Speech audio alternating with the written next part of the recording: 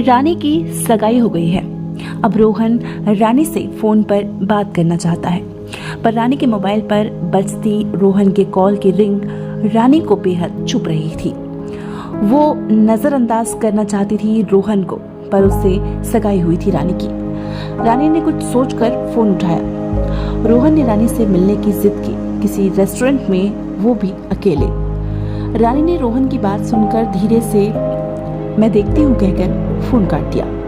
रानी ने माँ को सारी बात बताई। माँ ने पापा से इस बारे में पूछा तो पापा ने रानी को जाने को कहा और ये भी कहा कि मैं ऑफिस जा रहा हूँ, रास्ते में छोड़ दूंगा, मेरे साथ चलो। रानी ने हाँ कहते हुए रूम में जाना सही समझा और मोबाइल उठाकर पापा के साथ हो ली, पर माँ ने सज धज कर जाने की जिद की और बेटी को अच्छे सूट और ढेर सारा मेकअप पोत कर तैयार किया और फिर जाने को कहा। रानी पापा के साथ कार में बैठी और रेस्टोरेंट पहुंचकर पापा को बाय कह दिया। पापा ने रोहन को बाहर ही देख लिया था गेट के पास, तो वो ऑफिस चले गए। रानी और रोहन अब साथ थे। रोहन रानी से उसकी पसंद नापसंद के बारे में पूछ रहा था। रानी ने धीरे से बताया, मुझे कुछ भी पसंद नहीं है। रानी के इस जवाब पर रोहन उसे छेड़ने लगा कि कोई बात नहीं, मैं तो तुम्हें पसंद हूं ना।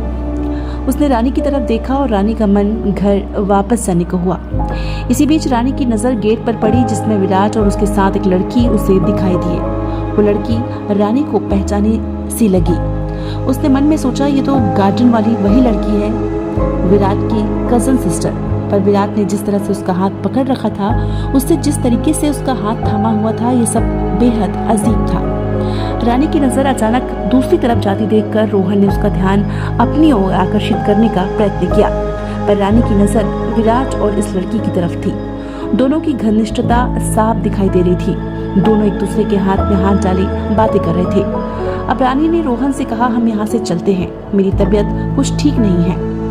रोहन को गुस्सा आ रहा था, पर बात को संभालते हुए दोनों रेस्टोरेंट से निकल गए। रानी ने रोहन से कहा, आप जाइए, मुझे थोड़ा सहेली से मिलना है।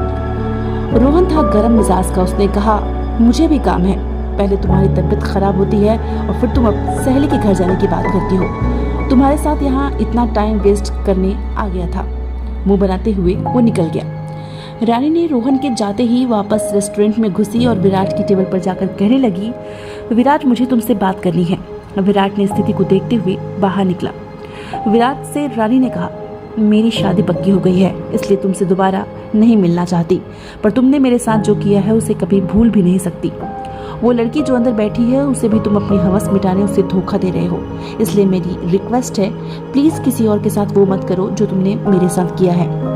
विराट ने बात काटते हुए रानी का हाथ पकड़कर कहा, रानी, तुम्हारे साथ अभी तो मैंने कुछ किया भी नहीं है, तुमने तो मौका ही नहीं दिया कुछ करने। अपना हाथ झटक कर रानी ने उससे छुड़ाते हुए वहां से चली गई। विराट भी हंसते हुए अंदर चला गया। रानी रोते हुए घर आ गई थी। इधर शादी की तैयारियों में पूरा घर लगा हुआ था।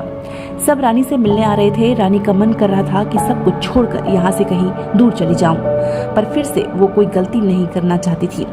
रोहन का व्यवहार उसके लिए अजीब सा था, पर शादी तो होनी ही थी। शादी का दिन नजदीक आया और सभी रस्में शुरू होने लगी।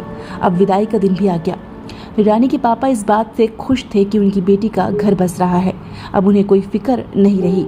जब विदाई का वक्त आया, पापा अपनी गुड़िया को जाते हुए देख नहीं सके और कमरे में रोने लगे।